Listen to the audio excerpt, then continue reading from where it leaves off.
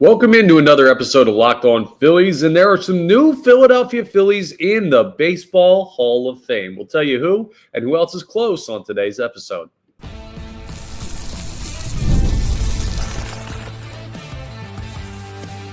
You are Locked On Phillies, your daily Philadelphia Phillies podcast. Part of the Locked On Podcast Network, your team every day. Yes, this is Locked On Phillies. I'm your host, Connor Thomas. Thank you so much for joining us today. We come to you as part of the Locked On Podcast Network, your team every day. You may know me from some of my other work in the sports talk space. I've been on air doing sports talk radio for 5 years now at 97.5 The Fanatic here in Philadelphia, talking all Philly sports. I've been a credentialed Philadelphia Phillies media member for 3 seasons, and this is my 4th year being the host of Locked On Phillies. Please make sure you're rating, reviewing, hitting that subscribe button on the YouTube channel. Go ahead and check out that Locked On Phillies YouTube channel. You hit that subscribe button, it gets you notifications when new episodes are posted. It's free. It's easy. You never miss a beat when you do it. That's also a great way to help us out here on Locked On Phillies. And again, if you're listening to the podcast form, leave that rating and review if you enjoy the content. So today's episode is brought to you by Game Time. Download the Game Time app, create an account, and use code LOCKEDONMLB for $20 off your first purchase. I've been looking at Game Time more than I have probably at any other point in the past, year or two, because the Philadelphia Eagles are in the NFC Championship game this Sunday at Lincoln Financial Field, and I'm keeping an eye on tickets because I want to go.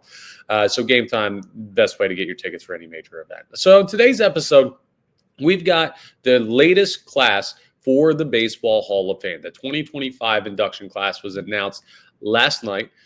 So we'll react to that. A couple of Phillies getting in. So that's a great thing for the Philadelphia Phillies organization, for a player that I watched growing up and a player that, probably my dad watched growing up. So we'll get into that. We're also going to get into our off the poll responses and the question about bringing back Carlos Estevez, re-signing him in free agency. And then we're going to talk about this weird Ruben Amaro story. I want to see if anyone has any interest in this new league, sort of Savannah Bananas-esque, I gather. We'll break it down. He's doing something interesting, a fun little off-season story. But let's start with the Baseball Hall of Fame conversation here, because it was a miniature class. I mean, I guess not that small considering what has happened with the Baseball Hall of Fame vote recently, but you had 3 players get into the Baseball Hall of Fame last night of the current player vote, or rather not current players voting, but I'm saying the most recent, not the veterans committee. So the players that made it in for the Baseball Hall of Fame: Ichiro Suzuki, of course. Yeah, we'll talk about Ichiro in a second because he only got 99.7% of the vote, not 100%. CC Sabathia, of course, Phillies fans will remember him. We'll talk about CC. And the former Philly himself, Billy Wagner, makes it in. Now, we know that Dick Allen was already announced that he was going to make it in. Phillies legend Dick Allen got in based on the veteran committee vote, but you've got another Philadelphia Philly finding his way in Billy Wagner. And there's a video out there of him getting the call, being incredibly, incredibly emotional about finding his way into the Hall of Fame. He was on the ballot for a while, and he was making headway and trying to fight his way in there. And he is a very deserving Hall of Fame guy. He is a former D3 baseball player like myself. And we actually played against his school when I was in college. I think we beat him. But bottom line is, this is a guy that he had an incredible career. He had a 27.7 WAR. He had a total, what's his total saves number? Here, let me go down and try and find it. He's got all these bright spots on his baseball reference page now. Had 422 career saves. I mean, the guy was a monster. He's the first guy that I can remember, because growing up, as a Phillies fan, I was young when he was here in Philadelphia. He was in Philly for 2004 and 2005. So he was only here for 2 years before he went to the Mets. Of course, he's going to go in as a member of the Houston Astros, who he spent the first 9 years of his career with. But he's the guy that I remember oh man, major leaguers throw this hard, because he was the first guy here in Philly that I can remember sitting 99 on. Dude threw gas, and he was awesome. He was, Brad Lidge before Brad Lidge. And now, of course, Brad Lidge played on that '08 team and was a monster for a championship-winning team, so we'll always remember him. But Billy Wagner, fully deserving. It's great to see a guy, even though he's not like a lifetime Philly, he's not going to be wearing a Phillies cap on his plaque or anything. It's still very good to see him get in and to see how much it means to Billy Wagner to make it in the Hall of Fame. There's a chance. Actually, no, there's not. I was going to say there's a chance he's the last closer for the Philadelphia Phillies that we could see in the Hall of Fame for a long time, because we know the closer position is going by the wayside, but that's not true. Former Philadelphia Phillies legend who everybody in this city just loves. Not a bad word to say about this guy. Craig Kimbrell is going to be in the Hall of Fame one day, I firmly believe, based on his overall numbers. Now, he won't go in as a Philly, but he will have played for the Philadelphia Phillies. I can't wait to see the comments that I get on the Craig Kimbrell's in the Hall of Fame episode, where I'm like, Phillies legend, Craig Kimbrell. And everyone's like, he cost us the NLCS against the Diamondbacks. And you're not wrong in saying that. But yeah, so Billy Wagner, not a lifetime Philly or anything, but congrats on the Hall of Fame. Dick Allen is a Philadelphia Phillies legend. It will be great to see him go in, even though he is not around anymore to see it, posthumously getting that honor from the Veterans Committee. So that's good to see. Just some quick stuff about the Hall of Fame vote, and then we're going to talk about, as we round out this segment, guys that could make it in the future, because Chase Utley was on the ballot, Jimmy Rollins was on the ballot, and there's a first-timer that's also from that 2008 team that could have an outside chance, probably not next time around, but just, looking at it, CC Sabathia, by the way, totally deserving as a Hall of Famer. Probably going to go in as a Yankee. If you're a Phillies fan, you probably remember him more as a Brewer. And that 2008 divisional series where Shane Victorino hit that grand slam off of him, and the Phillies absolutely worked him in that series. And that was kind of the first time it's like, if you could beat CC in that series, it opens the door to winning that, to go to the NLCS against the Dodgers, to find your way to the World Series, to find your way to a World Series victory. And one of the first steps along that road was taking down the Milwaukee Brewers, and CC Sabathia was their guy. So Phillies fans will remember him from that, and the times that he pitched for the Yankees against the Phillies. CC Sabathia, very deserving. It just gives you a nice reminder of that 2008 World Series run. And that's kind of the era that we're in for Hall of Fame voting, right? Is that kind of 2000, mid to late aughts period where the Philadelphia Phillies were a very, very good baseball team and won a World Series and went to another one. So you're going to see some names you recognize come on the ballot in the next couple of years. The guys, the other one, Ichiro Suzuki, the fact that he did not get unanimously voted in, he missed that by one vote. Whoever was the one voter that did not vote for Ichiro Suzuki should have their vote stripped.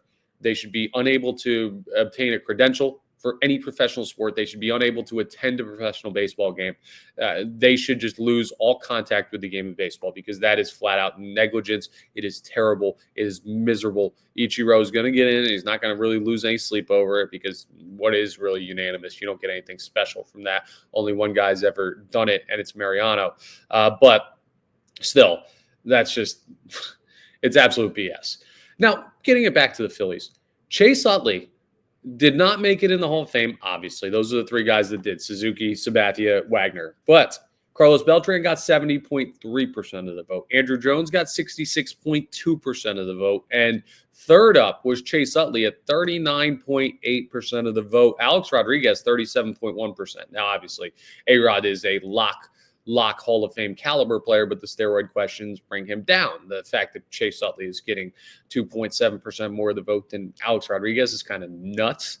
But bottom line, it shows you Chase Utley, one of the top three guys that didn't get in. He is starting to make headway towards being a guy that one day makes it in the Hall of Fame. Meanwhile, Jimmy Rollins didn't really get any closer. So J-Roll's got an uphill battle. He is a guy that would probably have to go in by the Veteran Committee. Chase Utley is a guy that's going to be a fringe guy to find out about in the next couple of years, but we'll see. And there's not a major amount of players in the 2026 notable candidates list that MLB tweeted out for guys that'll knock Chase Utley off that perch. So here are the players for the next year. Congratulations to this year's nominees to the Hall of Fame, these inductees, I should say. Next year, Guys like Matt Wieters, Nick Markakis, Howie Kendrick, Daniel Murphy, Rick Porcello, Matt Kemp, Hunter Pence. Hunter Pence spent some time here in Philadelphia. Edwin Encarnacion, Shin-Soo Choo, Alex Gordon, Ryan Braun. Ryan Braun, another one of those steroid guys. Those are some of the names. None of those guys to me, some of them, and I'll have to go deeper into the numbers, but none of them are like Ichiro. None of them are, hey, this guy is 100% lock, going to get like 95+% of the vote. There may be guys like that exist when I dive deeper into the numbers, but that is a good sign for Chase Utley getting a bigger percentage of the vote. It's a good sign for Jimmy Rollins trying to stay on the ballot. And the last guy who I didn't mention on this list, Hollywood, Cole Hamels. He will be eligible for the Hall of Fame next year. He will have his first year on the ballot. So we'll see if Cole Hamels, the 2008 World Series MVP, will be able to find his way into Cooperstown. Now, as a Phillies fan, I would love to see it. I would love to see the guy make it in. I would love to have more Phillies represented in the Hall of Fame. I'm always going to root for them. As an unbiased person, if I was making a case for Cole Hamels, it would be somewhat difficult, maybe more than somewhat, to make an argument that lands him in Cooperstown. But we're all going to be pulled for Cole the same way we pulled for Bobby Abreu, the same way we pulled for Billy Wagner to some extent, the same way we're pulling for Chase and Jimmy. We'll see what of those guys from that early 2000s era, early to mid-2000s era, if any of them end up actually getting in, or if we're going to have to wait for the Veterans Committee to do that. So just a little Hall of Fame update for you that we do around this time every year to give you an idea that, well, the Phillies, they've got two former guys going into the Hall of Fame, and Dick Allen and Billy Wagner. That's a good sign to up the legitimacy and the legacy of the Philadelphia Phillies organization. Not that they really need it. They've been around forever. But yeah, shout out to Hall of Fame. It'll be fun to hear those speeches. I'm very interested to hear Ichiro's speech as well. He's one of the all-time greats. Coming up next, we're going to get into our off-the-poll responses. We just talked about Billy Wagner. Boy, could the Philadelphia Phillies use a Billy Wagner type guy right now, because they still have an open spot in their bullpen to fill. And we talked about Carlos Estevez and whether or not he is the guy to fill that spot. So we'll see what the fan base said and what you guys responded to the off-the-poll question as far as your interest in bringing back Carlos Estevez as we continue today's episode of Locked On Phillies. Let's talk about SelectQuote first, because in sports, having a winning strategy is everything. It's how the best teams make it to the Super Bowl, the World Series, and the Olympics. The same goes for life. Having a strategy like life insurance from SelectQuote can protect your financial legacy and keep your family's future secure. SelectQuote makes it super easy to find the perfect life insurance policy. As one of America's leading insurance brokers with nearly 40 years of experience, they've helped over 2 million customers find $700 billion in coverage since 1985. What sets SelectQuote apart is their personal touch, unlike other brokers that offer one-size-fits-all policies. Well, what they do is their licensed agents tailor coverage to fit your unique needs. If you're in good health, you might even qualify for same-day coverage of up to $5 million. No medical exam required, and it's more affordable than you think. You can get up to $1 million in coverage for as little as $20 a month. So get the right life insurance for you for less at SelectQuote.com/lockedon. Go to SelectQuote.com/lockedon today to get started. That's SelectQuote.com/lockedon. SelectQuote, they shop. You know what you do. You save. All right, let's talk a little bit of Off the Poll. Now, if you've missed our last couple of Off the Poll segments, what it is it's a new recurring segment that we're going to do weekly on Wednesdays, where I put out a Twitter poll on a question that I asked for Monday's episode, and everyone has the chance to respond. You can follow at LO_Phillies. You can follow at Connor Thomas 975, both on X, and we're going to put out those Twitter polls, and then we're going to respond to what the fan base is seeing. And I asked you this time about Carlos Estevez. So Tanner Scott got signed by the Los Angeles Dodgers. So the big name on the relief market that people were looking at and Phillies fans were tweeting me about, no longer available. He's gone. The Phillies have 7 of their 8 bullpen spots locked down. They have 5 of 5 rotation spots locked down. It seems that they have their position player spots locked down. They may be able to change the depth a little bit at some utility positions, but pretty much a lot of stuff is locked down. So the main focus for the Philadelphia Phillies right now has become that final bullpen spot, and they haven't really made this splashy big ticket signing this offseason. Max Kepler's probably their biggest signing. Jesus Luzardo, of course, they trade for, which is a big move. I love that move, but they didn't go get Bregman. They didn't bring back Jeff Hoffman. They didn't do anything crazy. The Jordan Romano move in the bullpen where they signed him, talented player, didn't really throw like crazy money at him or anything because he's had injury issues. So they have money to spend, I suppose. In theory, they would if you considered them as big spenders this offseason. They haven't really done it yet. And you look through the names, and we did it on a previous episode, but just to catch you up, there aren't really many free agent relief pitchers that you look at and you say, okay, well, that guy's definitively better than Carlos Estevez. You might say, hey, there's a couple other guys like Carlos Estevez, which is a good sign, like those all-star caliber guys every once in a while. Not the perennial all-star, not the this guy is unstoppable, best relief pitcher in baseball, but just like any given season, could he have an all-star year? Sure. Think like the Jose Alvarado type level, or maybe even a smidge above that. So there are other names, and the question is Carlos Estevez the name out of those that you'd want the Philadelphia Phillies to re-sign? And part of the reason I asked this question, a little sneaky move by me, was I was interested to see how much the fan base has gotten over the loss to the Mets, because there were so many people who were ticked off with Carlos Estevez after that series. He gave up the grand slam to Francisco Lindor. Now, I think he got put in a weird spot by Rob Thompson. And still, you got to execute your pitches, but had to throw 2 days in a row. They had seen him already. They kind of got a feel for him. He was in the same similar spot in the order. Like, I don't put all of that on Carlos Estevez, just like I don't put that series all on any individual player or pitcher. The bullpen stunk in general, which is crazy, and we don't need to relitigate that. I just am giving you framing for why I asked the question, because I was curious how many people would still be like, yeah, forget this guy. I don't want him back. He's going to make me think about the Mets. He choked when it mattered most, which technically is correct, but doesn't it feel a little harsh if you really think about what he did for the team this year after being acquired from the Angels ahead of the trade deadline?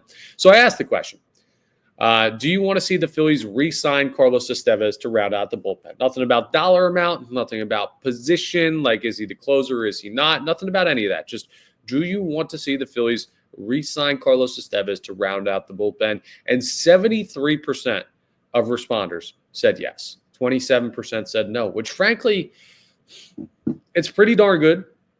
I'm surprised it's not even higher than that.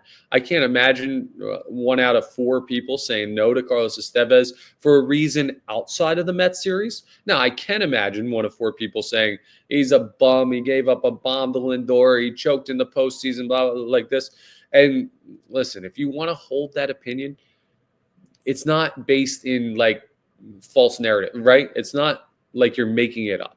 I don't put as much on him, but it's factual that he gave up the big home run to cost you in the postseason this year.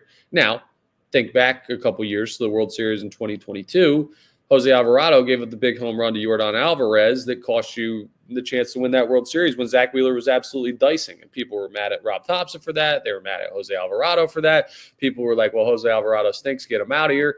And then he came out in 23 and had a great year. In 24, he had some great months. He had his ups and downs. But could you imagine if you had moved on from Jose Alvarado back then? It probably would have been dumb to do so. So don't let your emotions from the way that last season ended cloud your judgment on the type of pitcher that Carlos Estevez is. 73% of people, so nearly 3 out of 4, are saying bring back Estevez. I'd be very interested if you're one of the 25%ers, if you're one of the quarter of the fan base that responded to that poll that said, nah, I don't want Estevez back. I'm not interested.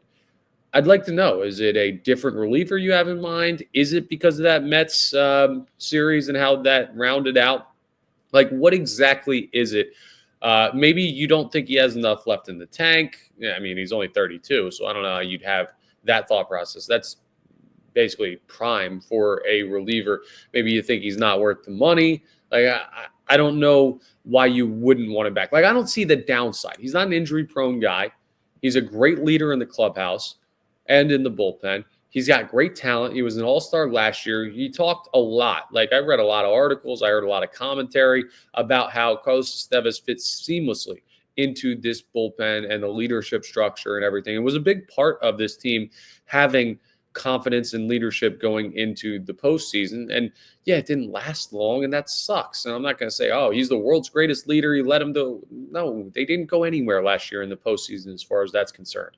But he seems to fit so well. He's not going to be overly expensive based on the value that you get versus the quality of pitcher that you receive back. And dance with the devil that brought you. I'm mixing expressions. Better the devil you know than the one that you don't is what I'm trying to say here. It's better to bring in the relief pitcher that you've had on this team than take a chance on another name that has not pitched here before that's probably got the same relative ceiling. That's my whole argument on Carlos Estevez and why I'd love to see him back. But again, listen, you could make a strong argument about we said there are free agent relievers out there that are similar to Estevez. You may have a personal like for this guy or that guy, or say, hey, I've had my eyes on him as a reliever for the Philadelphia Phillies for years, and now he's finally available. Like, everyone has their personal preference. So if you'd like to make your case in the comments to this video as to why you believe there's a better option than Estevez out there, or maybe you think the Phillies bullpen is already set as is. Now, I don't think it is at all, but that's not accounting for any guys on minor league deals. It's not accounting for guys that could play above their watermark in spring training, right? You bring in another guy, maybe this is a strong argument as I'm kind of working through things mentally myself. Maybe leaving that spot open is good for competition in spring training. You walk in with 8 guys basically locked into positions. It may not be conducive to working towards competition, but you leave that spot open and you say, maybe, okay, somebody rises to the occasion, pitches better than we thought they were going to, and you end up finding the next Jeff Hoffman, the next Matt Strahm, the next Orion Kerkering, the next guy that was somebody but not a superstar and seems to be turning into it. I don't know. I'm spitballing here. There's a lot of different ways the Phillies could go about it, but 3/4 of the fan base wants to see Carlos Estevez back, and I am in that 3/4 of the fan base. So appreciate everyone who responded to our off the poll question for the week. Again, we do that. We'll post that on like Monday or Tuesday on Twitter, and we'll respond to it in every Wednesday episode as we continue to move towards spring training and the 2025 season.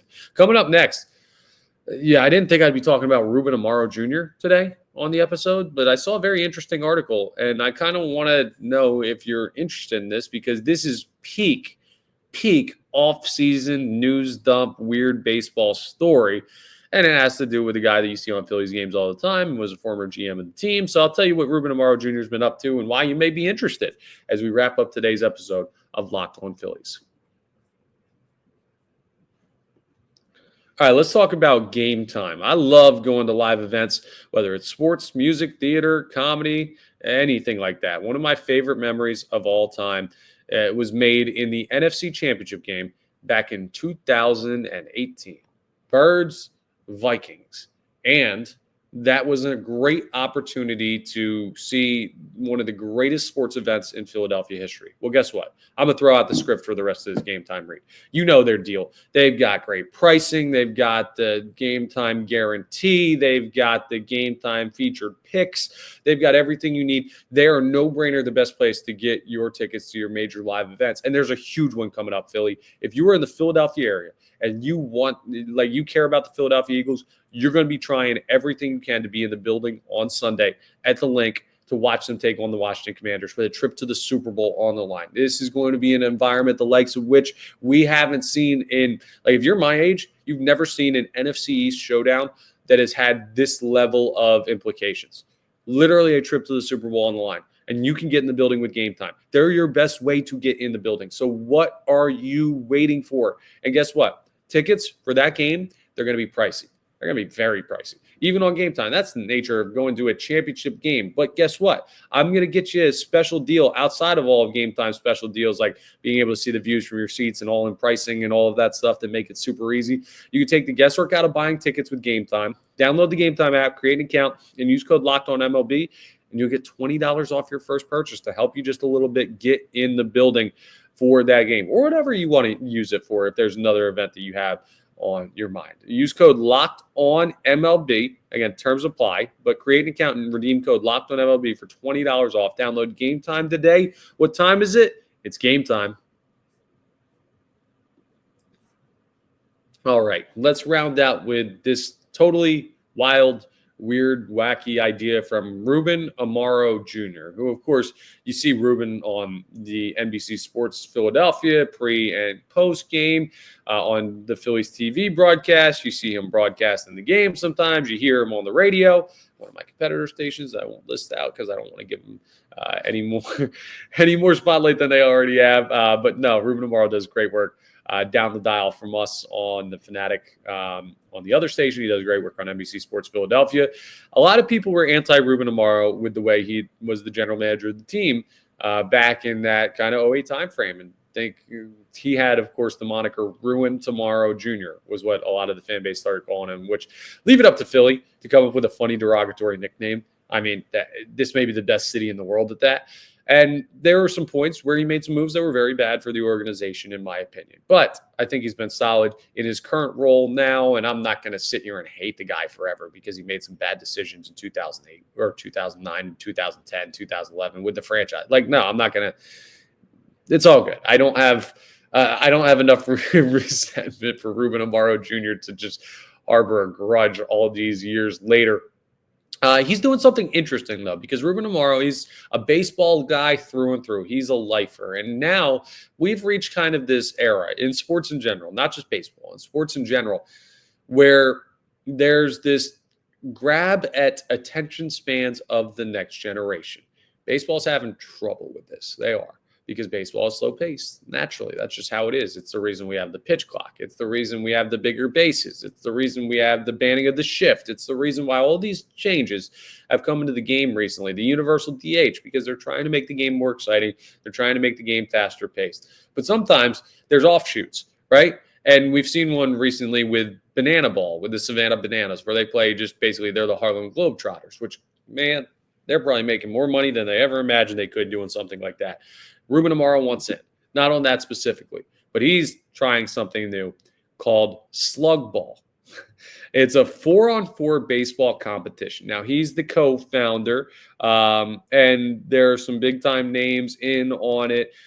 His brother David Amaro is the other co-founder. Kenny Lofton is in on it. Evan Kaplan, managing director of MLB Players, is in on it. There are some big time names associated with this. Basically what it is they would travel around and tour minor league stadiums. And there would be teams of 6 to 8 players.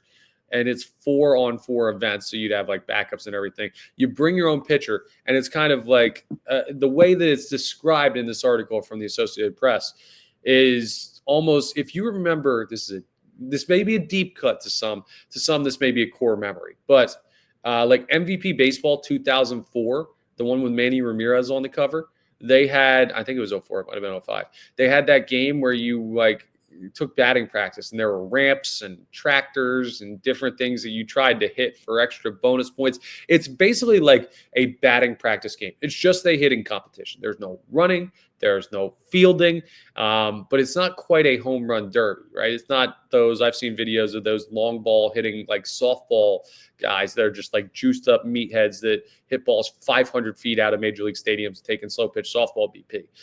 It's not quite that. It's more technical than that. Now, like obviously there will be the home run quotient of it and everything, but it's basically guys showing off their batting ability without the added extra parts of the game. I don't know if it works or not. Now, I like the game within the game. I'm not just sit around and watch batting practice. But what I will tell you is when you see big-time athletes take batting practice and you actually get a chance to be up close and personal like you would in a minor league stadium or something like that, it's a really, really cool experience. So I'm interested to see. It reminds me of the Ice Cube, like Big Three basketball league where it's like 3-on-3 hoops, which, of course, now is an Olympic sport. Who knows what the future has for Slugball. But if you're looking for something, like if something over the summer rolls around, you're like, I have a couple days free. And, this happens to be in town. I don't know how big it's going to be. I don't know where exactly they're touring. But keep an eye on Slugball with Ruben Amaro Jr. and that league that he's creating. I didn't think the Ice Cube Big Three was going to work out. Turned into this kind of like cult classic part of the sport of basketball. Did not think that the Savannah Bananas were going to become what they are. With good execution, who knows? Maybe this is the next big baseball adjacent thing. So a fun little offseason story of I have no idea why really they're doing it, but trying to cash in on the shorter attention spans, and we'll see if it works for Ruben Amaro Jr. I'm sure we'll hear more about it in the Philadelphia area, considering it's so closely tied to a guy who is so closely tied to Philadelphia.